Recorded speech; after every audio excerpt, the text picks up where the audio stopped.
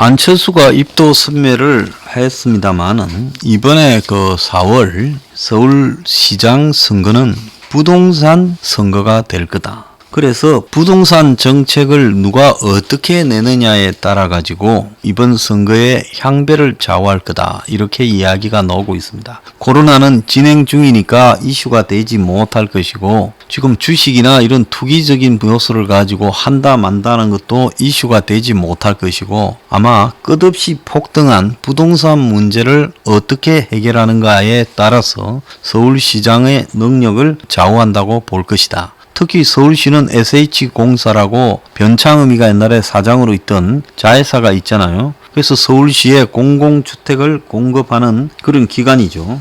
그래서 서울시장 선거는 부동산 선거다. 자, 그러면 부동산을 화두로 서울시장 선거를 할 건데 부동산 전문가라는 사람들한테 이 부동산 정책 화두를 물어본 모양입니다. 50명한테 물어본 모양이에요. 42명 84%가 재개발 재건축 완화라고 했대요.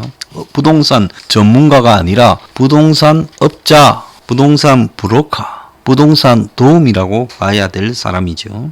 4명 8%는 강남북 불균형 발전, 2명 4%는 행정수도 이전을 꼽았고 도시 경쟁력 강화와 임대주택 공급은 각각 1명 2%밖에 안 되더라는 거예요. 그래서 기득 상류 부동산 투기청들한테는 재개발 재건축 완화가 핵심 현안이라는 겁니다. 대한민국의 부동산 전문가라는 사람 중에 서민들을 위한 부동산이 되어야 된다라고 말하는 전문가는 한 명도 없고 대부분은 부동산 투기판이 열렸을 때 거기에 입을 대서 먹고 사는 업자들이다라는 걸 입증하는 거죠. 그러면서 서울주택 공급 부족 문제는 다 맞다고 하면서 고준석은 주택가격 상승을 잡는데 규제보다 공급이 더 좋다. 공공만 가지고는 공급에 한계가 있어 민간 공급이 병행되어야 주택가격이 잡힐 거다. 올해 민영 아파트는 서울 분양이 44,800가구인데 이것으로 턱없이 부족하다. 이렇게 말합니다. 결국 공급과 관련된 후보들의 차별성도 민간과 공공의 비중에서 드러날 거다라는데 황규환 하나금융경영연구소 연구위원은 도심 재생의 공공성 확보와 사업성 확보는 양립할 수 없으니 하나를 선택해야 된다. 민간 공급이냐 공공 공급이냐 이걸 택하는데 민간 개발을 우선하는 진영에서는 박은순 시장이 10년간 뉴타운 재개발 정비 사업을 해제해버려서 중단시킨 것이 공급 부족의 원인이다라고 말을 하며 김성배 피데스 대표는 서울 공급 부족은 2011년 이후 재개발 구역 해제, 재건축 규제 강화에 기인한다. 이명수 리얼엔텍 대표는 재개발 재건축을 해야 실질적으로 시장에 공급 신호를 줄 수 있다. 이현영 대한건설정책연구원 책임연구원은 재개발 재건축을 전면 허용해 서울 전역을 공사판으로 만들면 안 되고 점진적이고 순차적으로 해야 된다. 그리고 자기 서울시장에게 바라는 점은 서울을 위한 일관적 방향으로 가야 된다며 이성철 유한타 정권 수석 컨설턴트는 그동안의 방향을 잡을 수 없이 오락가락해서 부동산에 혼란을 주었으니 마스터 플랜을 발표하면 일관되게 방향성을 유지해야 된다. 이럽니다. 그래서 업자들 입장을 보면 재개발 재건축을 완화해서 민간 중심으로 확 밀어줘라가 대세예요. 이거는 우리 행명21이 주장하는 국가적 주택 원가 판매, 즉 평당 700만 원 서울에서요. 이렇게 공급할 수 있다. 해야 한다. 그리고 모든 기준은 여기에 맞춰줘야 된다. 그래서 민간으로서 공급 확대하는 부분은 아무리 많아봤자 투기판에 붙여질만 할 뿐이다. 이 이야기를 하고 있습니다. 자, 오세훈은 어제 출마 선언을 했는데요. 오세훈, 나경원, 안철수와 함께 보수 진영의 3강 구도가 형성됐다고 저쪽에서는 우상호하고 박영선 중소기업 벤처부 장관이 출마 선언을 한다 이런다고 합니다. 오세훈은 잘 되던 뉴타운이 박은순의 재개발 재건축 탄압 정책으로 중단되었다고 대립각을 세웠고, 나경원도 첫 공약이 부동산 대책인데 나경원은 분양가 상한제를 폐지할 거다 이렇게 말을 했고, 오세훈은 재개발 인센티브를 재조정할 거다라고 말을 했습니다.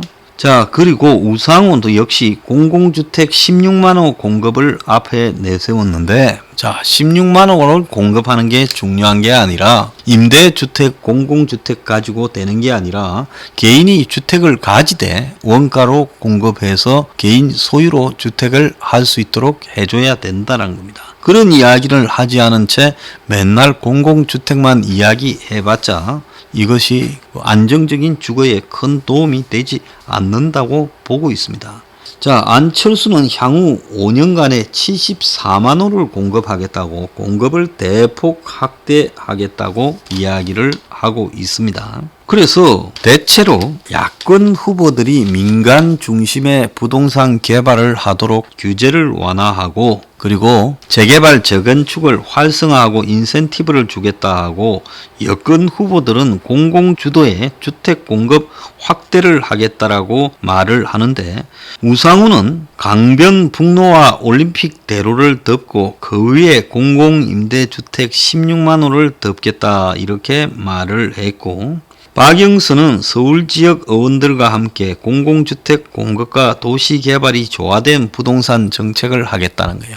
우상호가 이야기하는 도로 위를 데크로 덮어서 그 위에 집을 짓는다는 건 황당한 이야기죠. 일부는 가능하고 오스트리아 같은 데 가면 그 위에 대학을 만드는 것도 있지만은 이것은 극히 일부에 해당되는 이야기지, 도로 위에 지어진 집에 사는 임대 아파트, 그거 네가 살아라면 네가 살겠느냐, 제가 묻고 싶습니다.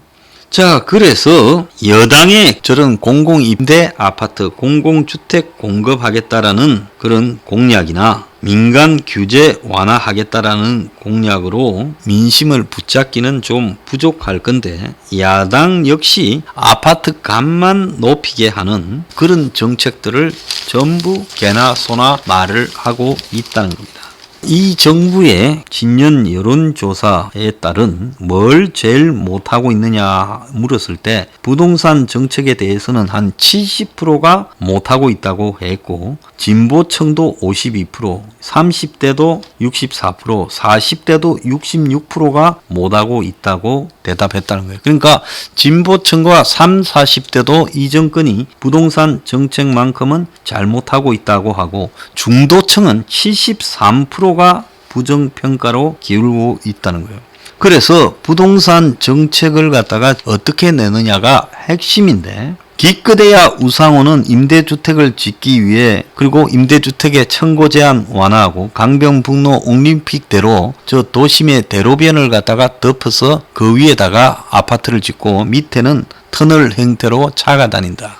자, 여러분 전 세계 어디를 다녀보셨겠지만은 강변 옆에 도로를 덮여서 임대주택이 있고 밑에다가 차가 지나가는 터널이 있고 이런 걸 본 적이 있습니까? 서울시내 진짜 땅이 거리 없어서 그렇게 지어야 된다고 합니까? 그리고 임대주택은 우리 혁명 21에서 이야기하듯이 없는 사람이라고 항상 불안정한 형태의 제대로 관리도 되지 않고 부실화되는 임대주택에 살아야 되느냐. 그게 아니라 떳떳하게 원가로 국가가 공급을 하고 그래서 자기 소유 주택으로 살아야 되지 않겠느냐. 그래서 저는 임대주택은 대안이 되지 못한다고 생각을 하고 있습니다. 자, 그런데 중요한 것은 이 야권 성향의 후보들이 여권은 임대주택으로 기울고 있고 야권은 재개발 재건축 완화, 분양가 상한제 폐지, 공공재개발 인센티브 재조정, 재개발 재건축 활성화, 안철수는 5년간 74만 6천호 용적률 완화 통한 재개발 재건축 활성화입니다. 그래서 빤해요.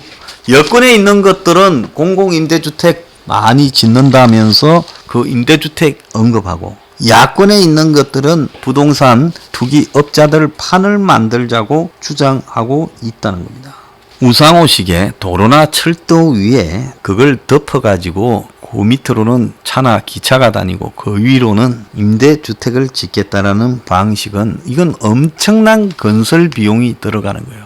그 돈 있으면 땅을 사가지고 짓겠습니다. 이것은 건축학적 공법으로도 말이 안 되는 거예요. 그리고 그게 안 된다면 그린벨트를 푸자고 이야기를 하겠죠. 그린벨트도 이 도시에 허팝니다. 유지하고 보존해야 돼요. 우리는 여건이 뭐라거나 이자들도 또한 국가적 주택 공급을 할 생각은 없기 때문에 맨날 이렇게 이야기하다 그칩니다. 과거에 좌파 정권이 잡았을 때 공공임대주택이나 공공주택 공급하겠다고 자기 말한 대로 됐다면 김대중 노무현 문가리를 거치면서 공공주택으로 대한민국의 주택 문제가 해소돼야 됐을 거 아닙니까? 3번이나 잡아도 해소 안 된다는 것은 그거는 해결책이 되지 못한다는 걸 의미하겠죠. 마찬가지로 지금까지 부동산 투기판을 만들어서 이렇게 높은 부동산 폭등을 만들어낸 책임이 있는 야권이 재개발 재건축 완화, 문가리가 물론 부동산을 올렸습니다마는 문가리가 부동산을 올리는데 쭉 보수판에서 자리 잡아온 부동산 투기 세력의 입장이 굉장히 영향을 미친 거죠. 문가리는 결국 그걸 손대려 하다가 손대지 못하고 자기도 투기 세력 위에 올라탄 겁니다. 그래서 나경원, 오세훈, 안철수의 정책은, 부동산 정책은 평당 4, 5천만 원짜리 아파트를 계속 공급할 수 있도록 규제를 풀고 용적률을 완화해서 부동산 업자들이 많이 벌어먹을 수 있게 만들면 공급되지 않겠냐 하는 겁니다. 그래서 많이 공급은 될 수 있겠죠. 그걸 살 돈이 누가 있습니까? 우리 혁명 21이 주장하는요, 국가적 주택 원가 판매는 이해운 의원만이 주장하고 있는데, 이해운 의원은 야권 후보들 중에서도 마이너죠. 그렇지만은 이해운 의원이 그걸 채택한 부분은 제가 인정을 합니다. 그래서 이런 부분들을 다른 후보들 모두가 채택할 수 있어야 되는데, 나경원이나 오세훈이나 안철수의 한계가 기본적으로 부동산 투기 세력과 같이 한다는 겁니다. 그래서 부동산 정책을 어떻게 하는가 보면 그 사람이 수구 기득권인가 아닌가가 나와 있다는 거예요. 저는 이 야권의 나경원, 오세훈, 안철수 이 세 사람은 수구 기득권의 후보다. 이건 볼 것도 없다고 결론을 내립니다.